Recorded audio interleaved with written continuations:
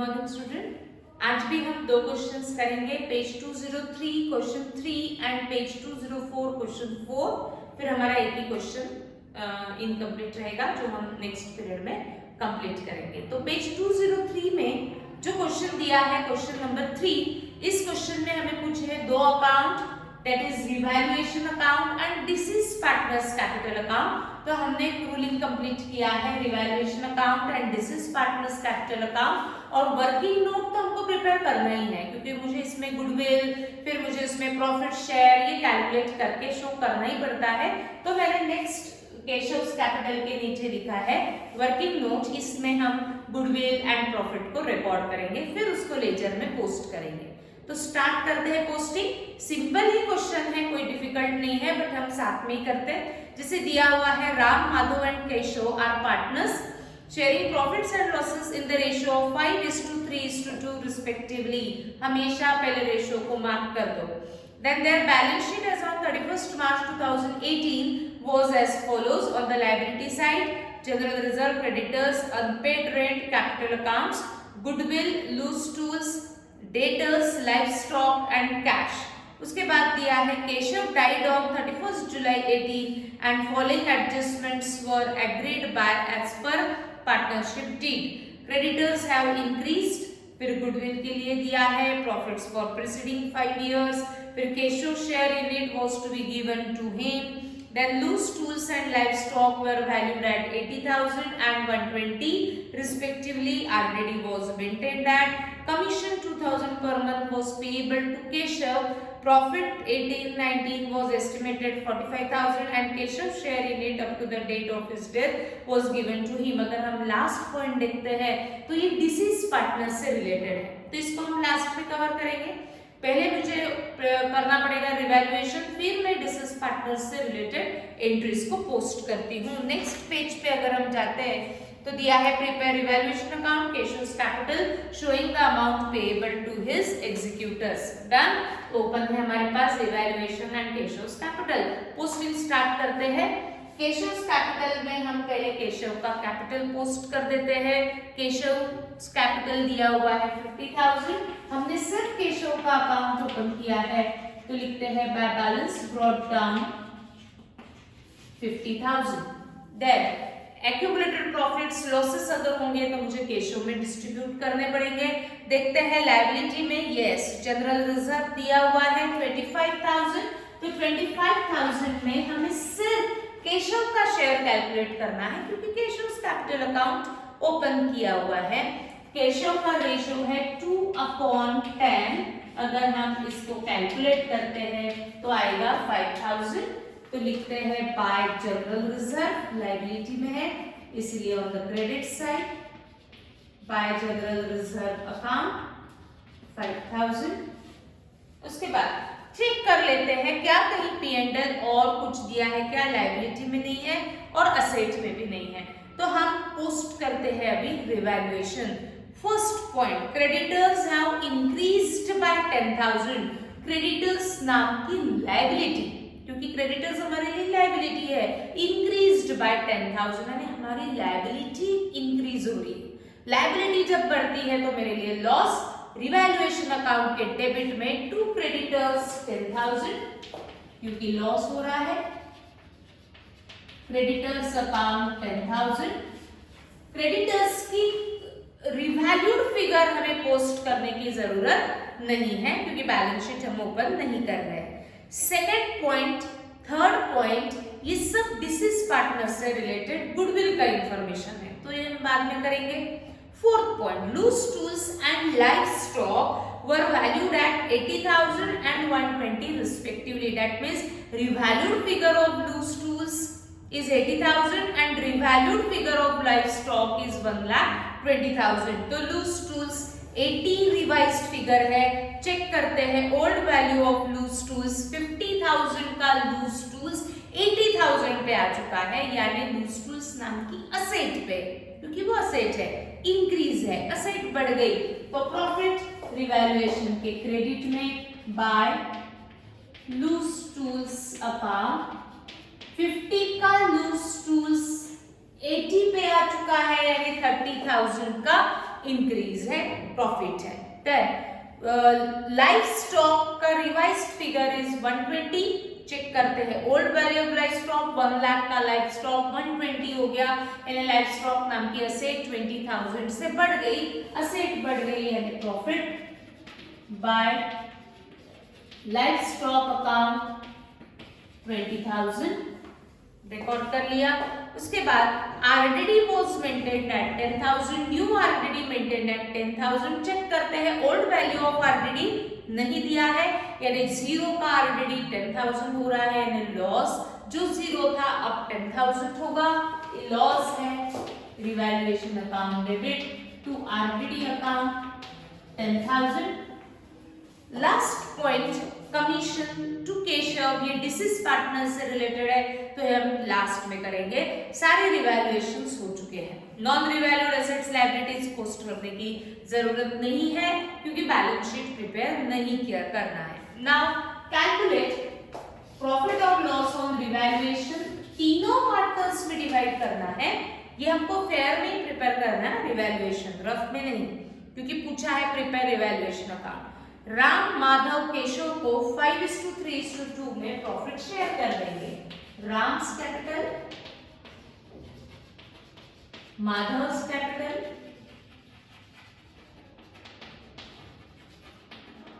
And Keshav's capital.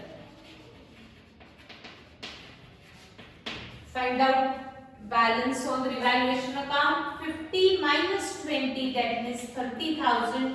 30 में हम सबका शेयर कैलकुलेट करेंगे, 5/10, 3/10 एंड 2/10।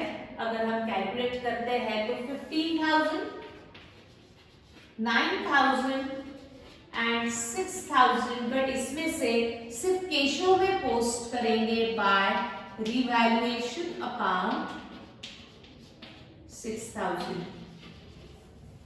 ठीक, अब केशव का डेथ हुआ है तो केशव का जो जो शेयर होगा गुडविल में, प्रॉफिट में, पहले उसको डिस्ट्रीब्यूट करना पड़ेगा और फिर केशव का नेट अमाउंट उसके एग्जीक्यूटर्स को हमें देना पड़ेगा। तो कैलकुलेट करते हैं पहले गुडविल।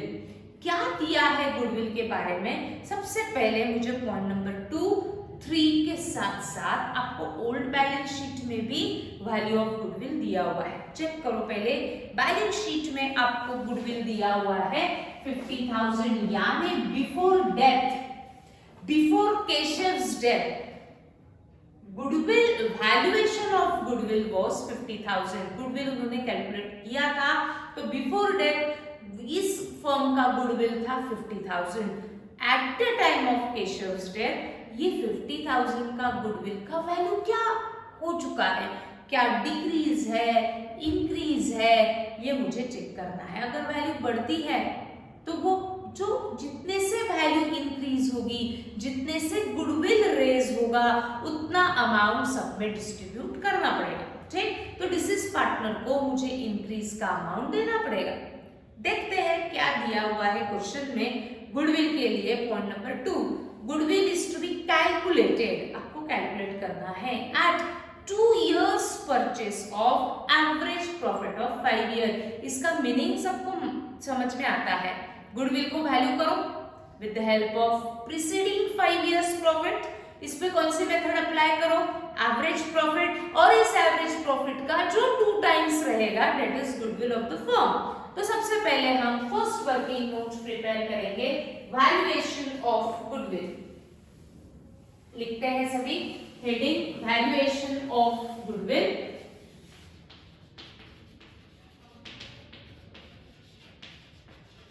इस गुडविल को वैल्यू करने के लिए प्रीवियस ईयर का स्टडी करो और मेथड अपनाओ एवरेज प्रॉफिट, इसीलिए हमारा फर्स्ट स्टेप रहेगा एवरेज प्रॉफिट। 5 years का एवरेज लेना है तो total profits upon number of years.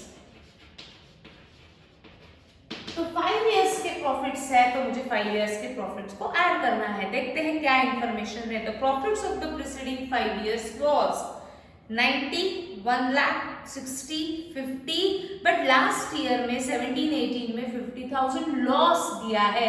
Loss means negative profit, तो ये प्रॉफिट को मुझे माइनस करके शो करना पड़ेगा क्योंकि लॉस दिया है। तो देखते हैं पहला प्रॉफिट 90,000, सेकेंड ईयर में profit 1 lakh, 60,000, 50,000, 60,000 plus 50,000, but last year में लॉस दिया है, लॉस मीन्स निगेटिव प्रॉफिट, इसीलिए उसका साइन रहेगा लेस 50,000। देखो समझा है क्या, लॉस है तो मुझे माइनस करना पड़ेगा, लॉस मीन्स निगेटिव प्रॉफिट, ठीक। अब हम इसका लेते हैं न्यूमरेटर का टोटल, तो ये आएगा 2,50,000 divided by 5, that means 50,000। ये है हमारा एवरेज प्रॉफिट, बट इस एवरेज प्रॉफिट का 2 times is your goodwill of the firm दिया हुआ है। तो नेक्स्ट स्टेप में कैलकुलेट करते हैं goodwill of the firm, 2 into average profit, that is 2 into 50,000, यानी 1 lakh। 1 lakh is goodwill of the firm, यानी at the time of death goodwill का वैल्यू हो चुका है 1 lakh। Before death what is the value of goodwill, आपको balance sheet में मिलेगा 50,000 था, अब उसकी वैल्यू 1 लाख हो चुकी है, यानी गुडविल नाम की असेट कितने से रेज हुई, इंक्रीज हुई, बढ़ गई। तो गुडविल बढ़ चुका है 50,000 से, तो ये जो इंक्रीज है, ये इंक्रीज अमाउंट मुझे पार्टनर्स में डिस्ट्रीब्यूट करनी पड़ेगी eight the time of Keshav stay. या तो मैं सबको पेएबल दिखाऊं या तो मैं सिर्फ केशव को पेएबल दिखा सकती हूँ। करना क्या है, वहां दिया है देखो, Keshav share in it was given to him, हम उसमें से सिर्फ केशव का शेयर देंगे। बट गुडविल मैं कितने अमाउंट से केशव का शेयर कैलकुलेट करूंगी, कौन से अमाउंट पे मैं शेयर कैलकुलेट करूंगी, तो जितना इंक्रीज हुआ है, ये तो ऑलरेडी 50,000 बैलेंस शीट में दिया था, यानी इसका शेयर तीनों में डिस्ट्रीब्यूट ऑलरेडी अपने कर लिया था। बट ये 50 का गुडविल अब 1 लाख हुआ है, यानी 50,000 से वैल्यू ऑफ गुडविल रेज हुआ है। तो 50,000 में मुझे कैलकुलेट करना पड़ेगा केशव शेयर इन गुडविल। तो नेक्स्ट कैलकुलेट करेंगे हम Keshav share in goodwill, but goodwill कितना लेना पड़ेगा, जितना रेज है, इंक्रीज हो रहा है, उसमें मुझे केशव का शेयर देना पड़ेगा, क्योंकि 1 लाख में से ऑलरेडी 50,000 का शेयर डिस्ट्रीब्यूट हो चुका है, क्योंकि वो बैलेंस शीट में दिया है। बैलेंस शीट में आता है आफ्टर डिस्ट्रीब्यूटिंग टू पार्टनर्स, तो वो 50,000 का शेयर ऑलरेडी डिस्ट्रीब्यूट हो चुका था, 1 लाख हो रहा है, यानी अब मुझे सिर्फ 50,000 डिफरेंस का शेयर केशव को देना पड़ेगा। तो 1 लाख में हम कैलकुलेट करेंगे केशव शेयर, सॉरी 50,000 में हम कैलकुलेट करेंगे केशव का शेयर 2/10, तो ये आएगा 10,000। That means Keshav share in goodwill was 10,000, that will be payable to Keshav, credit to whom money is payable, Keshav's capital account credit। ये समझा है सबको। Goodwill of the firm is 1 lakh, आज उसकी वैल्यू 1 लाख है, ऑलरेडी 50,000 इसमें बैलेंस शीट में थी, यानी 50 का गुडविल 1 लाख हुआ है, यानी गुडविल नाम के असेट पे 50,000 का इंक्रीज है।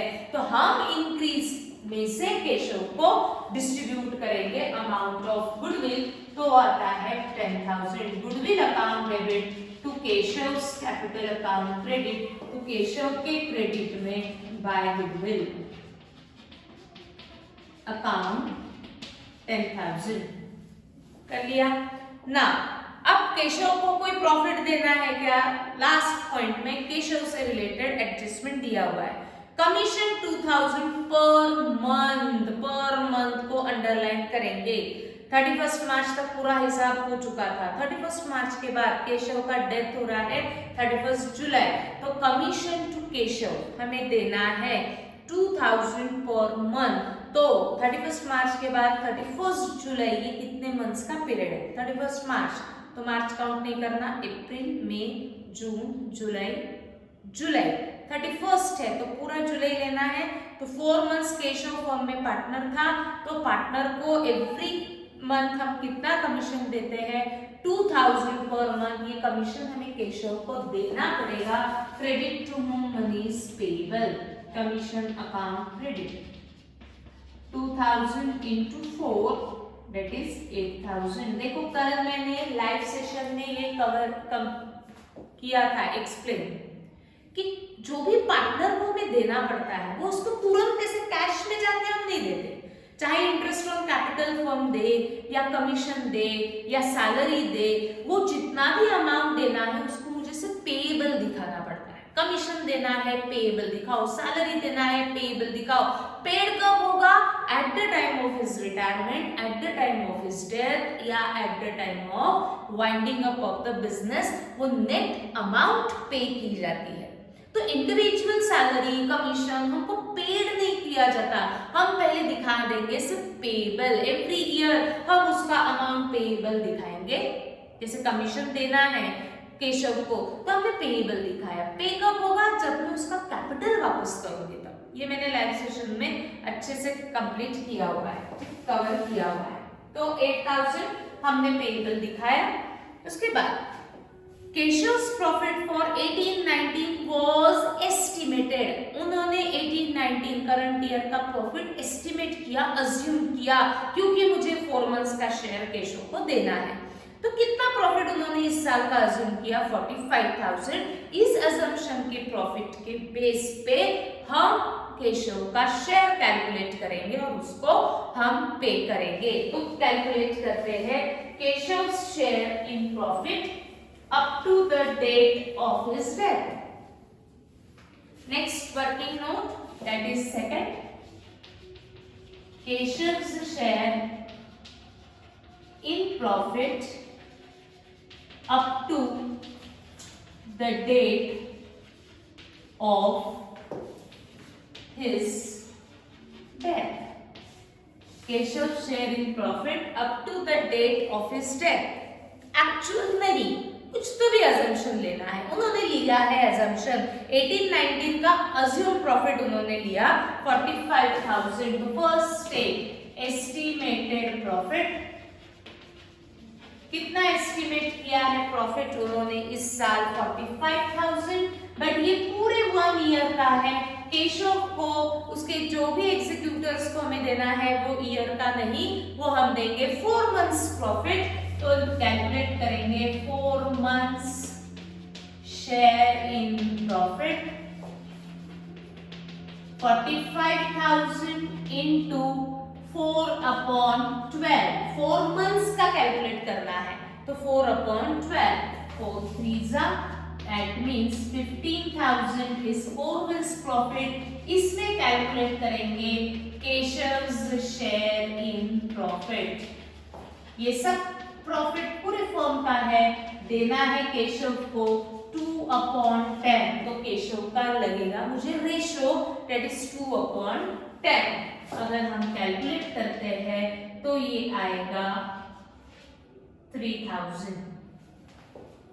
केशव को ये प्रॉफिट हमें देना पड़ेगा at the time of his death. Payable to Keshav है, credit to whom money is payable. ये सबको अच्छे से समझा है। केशव्स कैपिटल 3000 P&L से कैलकुलेट किया, बट एक्चुअल P&L कैलकुलेट नहीं होगा, इसीलिए हम उसको कहेंगे P&L suspense account. P&L suspense to Keshav's capital, Keshav's capital के क्रेडिट में बाय P&L सस्पेंस अकाउंट। कितना आएगा? 3000।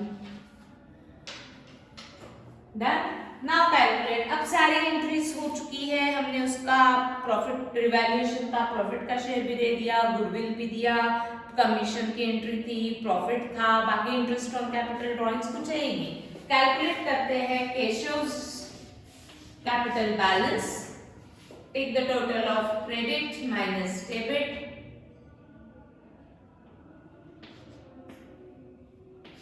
$82,000 minus debit is 82,000। ये amount payable to Keshav at the time of his death, but उसको ना देते हुए, उसको तो हम दे ही नहीं सकते, हम ट्रांसफर करेंगे उसके लीगल हेयर्स। ऐसे ही दिया है ना, showing the amount payable to executors account.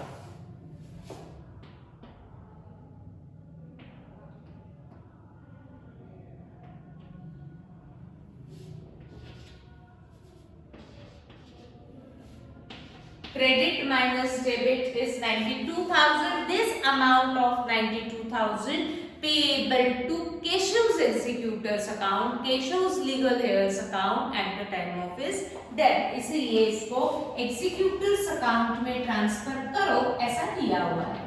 तो लिखेंगे to executors loan account 92,000। Simple था, कोई डिफिकल्ट एंट्री इस क्वेश्चन में नहीं थी ना। Fourth question, Virendra, Devendra and Narendra पढ़ेंगे सभी पहले।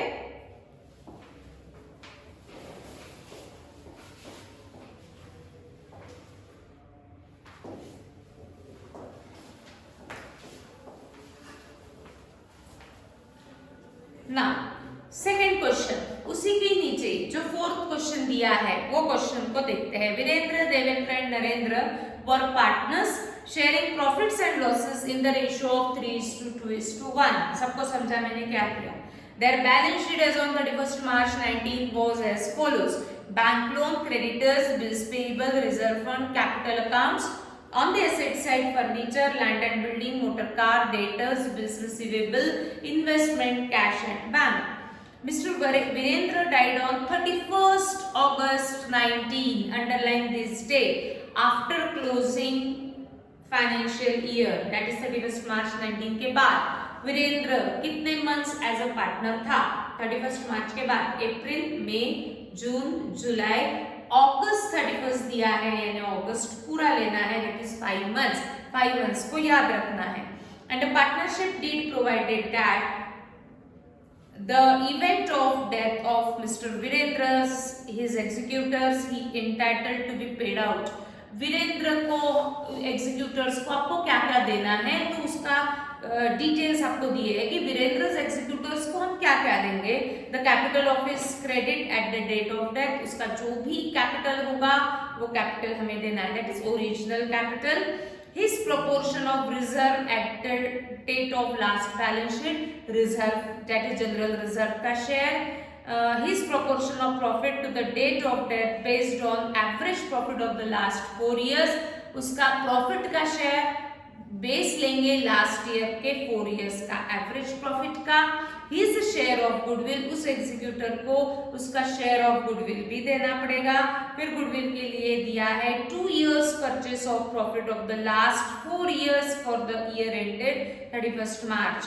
4 इयर्स का एवरेज लो, उसको 2 इयर्स से बढ़ाओ, that is goodwill. Mister Virendra has withdrawn 3000 per month to the date of death. There is no increase and decrease in the value of assets and liabilities. ये तो बहुत ही अच्छा हुआ। इस क्वेश्चन में आप there is no increase or decrease in the value of assets and liabilities, कोई भी असेट ना बढ़ी है ना कम हुई है, ना लाइबिलिटीज में कोई चेंज है, यानी इसमें कोई रिवैल्यूएशन है ही नहीं। रिवैल्यूएशन हम कब करते हैं? if there is any difference between original value and market value। यहाँ कोई डिफरेंस है नहीं, तो no loss no profit on revaluation. इसीलिए ना हमको रफ में ओपन करना है रिवैल्यूएशन, ना फेयर में। रिवैल्यूएशन तो है नहीं। पूछा क्या है?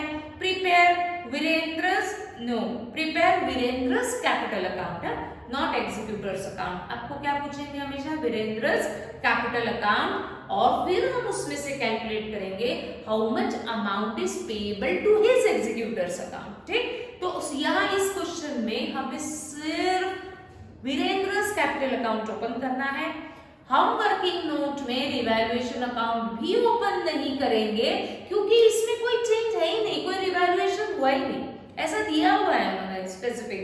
तो आपको वीरेंद्रस कैपिटल अकाउंट ओपन करना है और वर्किंग नोट शो करनी है। कौन सी वर्किंग नोट शो की जाएगी? गुडविल और प्रॉफिट की। ठीक, तो सभी प्रिपेयर करेंगे ओनली वीरेंद्रस कैपिटल अकाउंट। देखो तो आएगा क्या सबको? पहले आप पोस्टिंग स्टार्ट, उन्होंने सिर्फ वहां मेंशन किया है कि उसके एग्जीक्यूटर्स को आपको क्या क्या देना है, उसका कैपिटल दो, उसका रिजर्व का शेयर दो। वो नहीं भी होते तभी भी हमको ऐसा करना ही।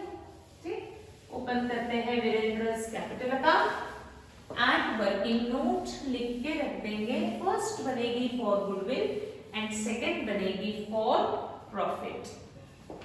तो in the books of firm, in the books of firm, Virendra's capital account.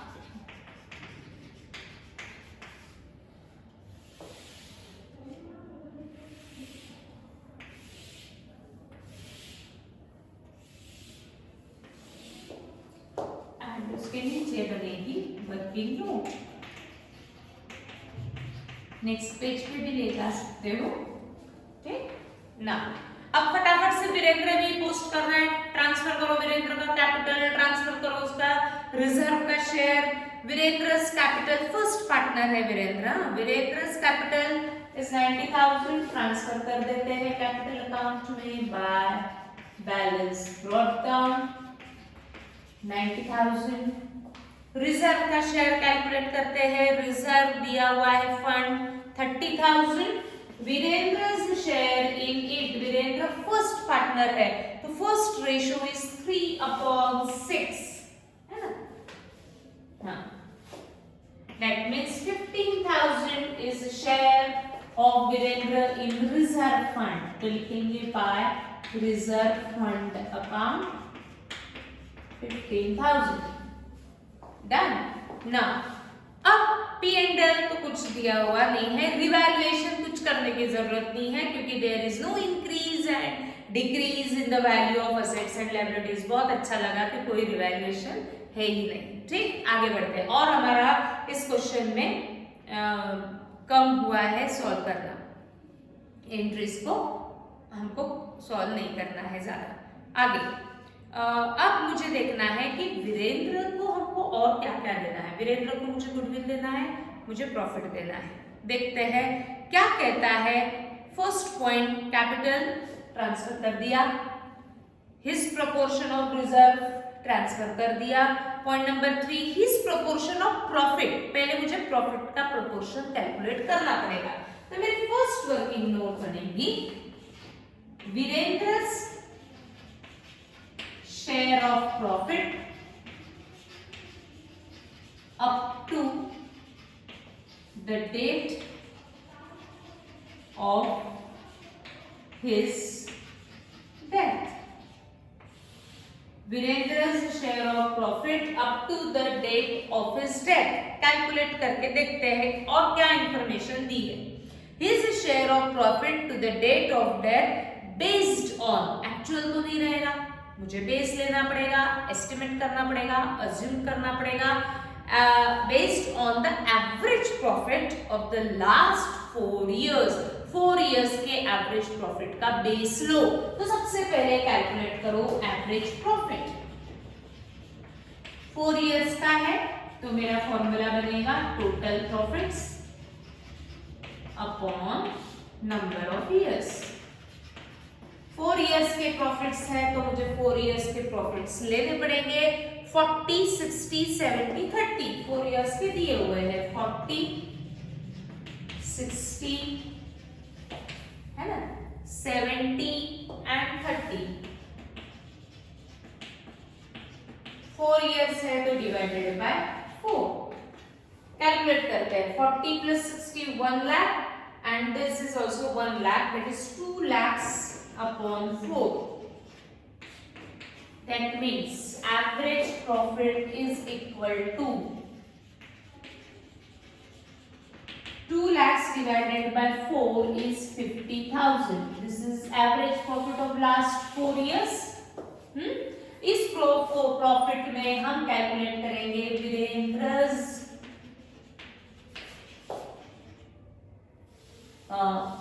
इस प्रॉफिट में हम कैलकुलेट करेंगे 5 months शेयर इन प्रॉफिट। क्यों 5 months? क्योंकि उसका डेथ 5 months के बाद हुआ। 1 year का प्रॉफिट नहीं देंगे, हमसे 5 months का देंगे। कहां से आए 5 months? April, May, June, July and August. 31 अगस्त का डेट दिया हुआ है। तो 50,000 5 months का चाहिए तो मैं कैलकुलेट करूंगी 5 upon 12। तो कैलकुलेट करते हैं 50,000 इंटू 5/12। 5/12 अगर मैं कैलकुलेट करती हूं तो ये आएगा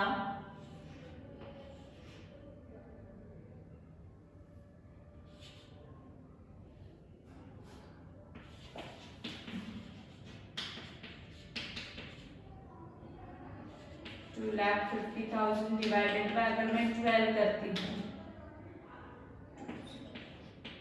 20833.33, तो हम कैलकुलेट करेंगे 20833, this is 5 months profit. But इसमें मुझे चाहिए वीरेंद्र का शेयर, तो मैं कैलकुलेट करूंगी वीरेंद्र's share in profit.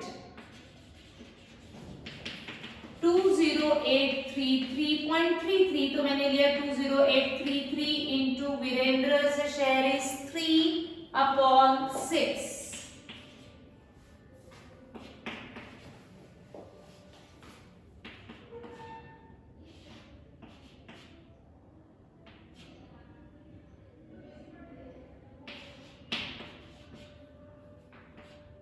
One 10417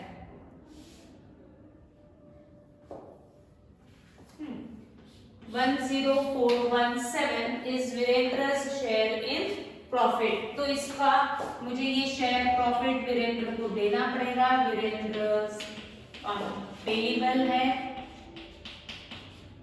actual P&L से कैलकुलेट नहीं किया है, इसलिए P&L suspense account debit to Virendra's capital account credit. Virendra's capital के क्रेडिट में by P&L suspense account 10,417। Done. Now अब मुझे देना पड़ेगा उसको गुडविल का शेयर। तो गुडविल का शेयर कितना है? His share of goodwill should be calculated at 2 years purchase of profit of the last 4 years। 4 year का एवरेज लो, उसको 2 टाइम्स से बढ़ाओ, वो मिलेगा गुडविल ऑफ द फर्म। उसमें वीरेंद्र का शेयर कैलकुलेट करो और उसको पे करो।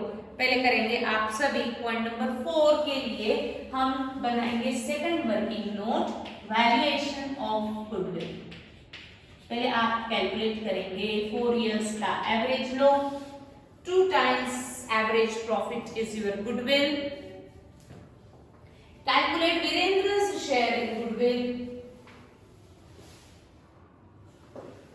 and pass to journal entry.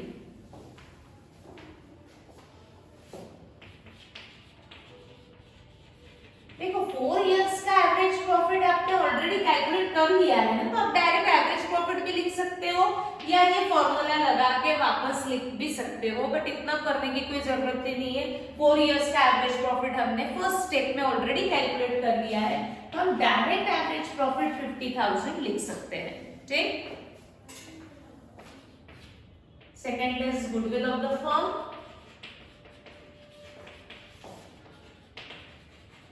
2 into average profit, 2 into 50,000, that is 1 lakh.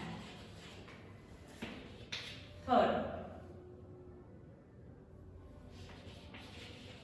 वीरेंद्र's share, क्या हमें इसे वीरेंद्र को ही देना है, हमने इसे वीरेंद्र के अकाउंट में कर दिया है। 1 lakh into 3/6, that is 50,000। तो वीरेंद्र को गुडविल देना है 50,000। एंट्री पास करेंगे goodwill to Virendra's capital.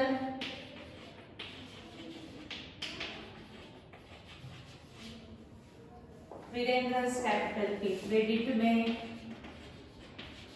Bye goodwill. और एक पॉइंट वीरेंद्र से रिलेटेड दिया हुआ है। Last point, Virendra has drawn, that means Virendra has withdrawn 3,000 per month to the date of death. 3,000 per month उसके ड्रॉइंग्स है, ड्रॉइंग्स कैपिटल को कम करता है, यानी मुझे कैपिटल में से माइनस करना है। सेम साइड से माइनस ना करते हुए मैं शो करूंगी उसको अपोजिट साइड में लिख के टू ड्रॉइंग्स 3000 पर मंथ है ना, तो 3000 इनटू पर मंथ यानी आफ्टर क्लोजिंग फाइनेंशियल ईयर वो फॉर्म में एज अ पार्टनर था 5 मंथ्स का, तो 3000 इनटू 5 अगर मैं करती हूं तो ये आएगा 15000। नाउ कैलकुलेट, सारी एडजस्टमेंट हो चुकी है, देयर इज नो इंक्रीज और decrease in the value of assets and liabilities. Now calculate Virendra's capital balance.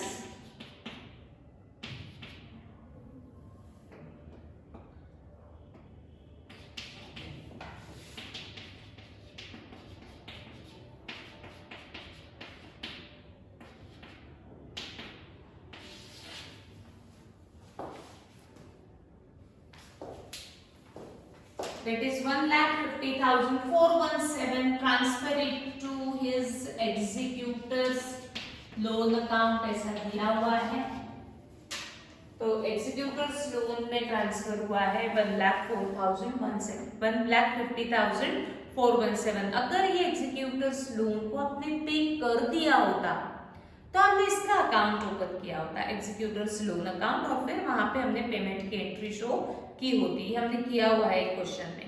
But यहाँ आपको सिर्फ प्रिपेयर वीरेंद्र's अकाउंट ओपन करने के लिए कहा है, वहां मैंने करेक्शन बताया है, prepare Virendra's capital account not executors account, ठीक, क्योंकि इसकी पेमेंट के लिए आपको कुछ भी मेंशन नहीं है कि एग्जीक्यूटर्स को आपने पेमेंट किया है। तो हम सिर्फ वीरेंद्र का अकाउंट ओपन करेंगे and transfer it to his executors loan account. अब एक ही क्वेश्चन बचा है बट वो बहुत इंपॉर्टेंट है, कल करेंगे उसको और यहाँ हमारा टॉपिक कल कंप्लीट हो जाएगा। तो कल बढ़ेंगे आगे। Thank you.